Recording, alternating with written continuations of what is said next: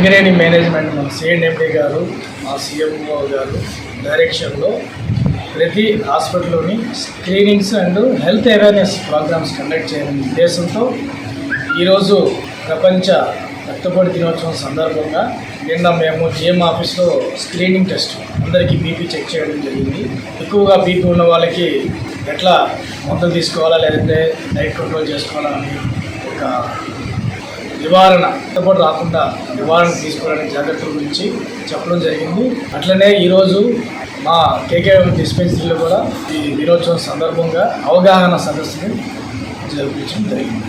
జనరల్గా ఏంటంటే management employees ఆరోగ్యం పట్ల జాగ్రత్త తీసుకొని చాలా ప్రతినిత్యంతో ఉంది.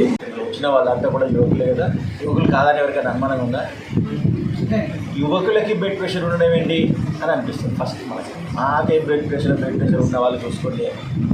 బ్లడ్ ప్రెషర్ అనేది ఎవ్రీ పర్సన్కి ఉంటుంది, ప్రతి వారికి ఉంటుంది.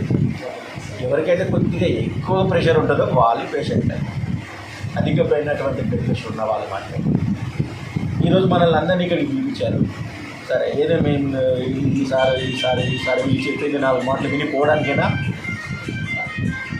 బ్లడ్ ప్రెషర్ అంటే ఏంటి, ఎందుకోసం వస్తుంది, ఏముంటుంది అనేది డాక్టర్ గారు వివరిస్తారు.